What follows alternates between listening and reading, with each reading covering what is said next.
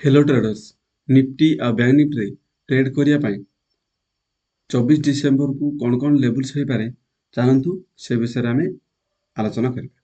प्रथमे देखिबा निफ्टी रे डेली कैंडल। निफ्टी रे डेली कैंडल को जे देखा जिवो ताले तळु एक डाउन एक ट्रेंड लाइन जाइछि। एटा कोठु ना 17 मार्च 2023 एमदी ट्रेंड लाइन जाइछि।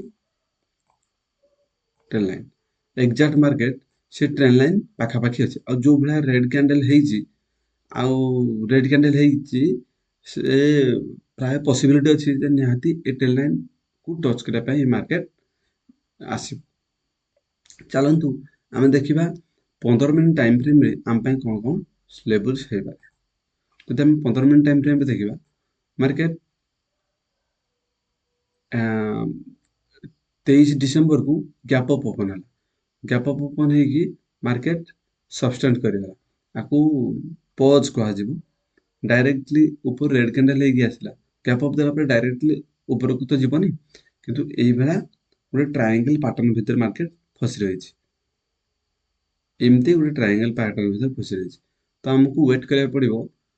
जदि आमे ट्रेड करिबा ताले ए ट्रायंगल भीतर ही छोट छोट पॉइंट को टारगेट करिया पड़िबो। जदि ट्रायंगल पैटर्न भीतर ओपन होउछि तो जो साइड को ब्रेकआउट कि ब्रेकडाउन दबो आम से साइड को जीवा ना तो डायरेक्ट गैप अप ओपन होउछि माने ए स्विंग ऊपर 23,870 23,870 ऊपर यदि डायरेक्ट ओपन होउछि ताला हमर फास्ट टारगेट रहइबो 24,000 आ जदि डायरेक्टली गैप डाउन ओपन होउछि स्विंग तळे माने 23,650 60 23,660 तळे जदि डायरेक्ट गैप डाउन ओपन होउछि ताला हम पई फास्ट टारगेट रहइबो ए स्विंग जोडा कि 23,530 23,530 हम भाई डाउन साइड फास्ट सपोर्ट रहइबो आ सेकंड सपोर्ट रहइबो एटा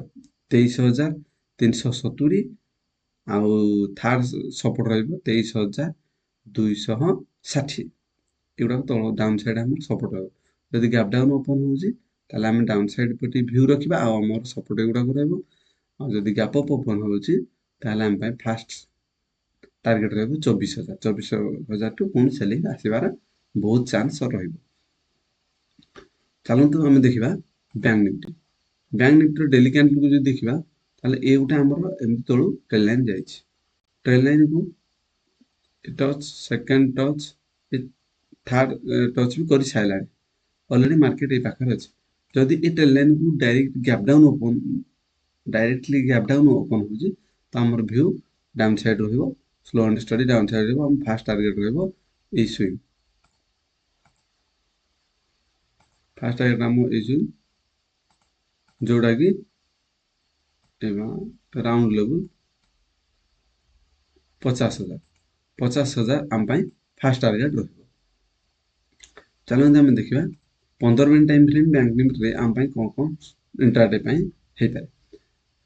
जदि हम देखिबा मार्केट आंकवा पे तार ऊपरु गुटे ट्रेंड लाइन एमते आसी डाउन ट्रेंड लाइन आसी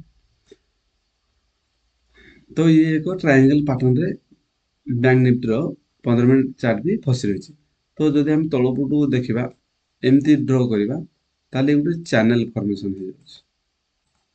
ये गुटे चैनल रे मार्केट रहि जाछि।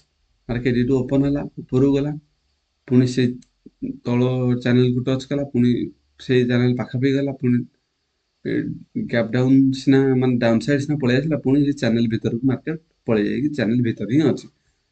तो जदि चैनल भीतर मार्केट ओपन होउछि तो ए चैनल भीतर ही से मार्केट रहिबार चांस अछि। तो टारगेट हमर चैनल भीतर ही छोट छोट टारगेट हमको रखिया पड़ो बड़ टारगेट हम करि परिबा नै। जदि गैप अप ओपन होउछि ताले अपसाइड व्यू रखिबा जदि गैप डाउन ओपन होउछि ताले हमें डाउन साइड व्यू रखिबा चैनल भीतर ए स्विंग तळको माने 50,800 तळको जदि डायरेक्ट गैप डाउन ओपन होउछि ताले हम डाउन साइड व्यू रखिबा। एही बळी निफ्टी आ बैंक निफ्टी ट्रेडिंग्स लेवल्स पाइबा पे वीडियो को लाइक एवं चैनल को सब्सक्राइब करंतु। Thank you.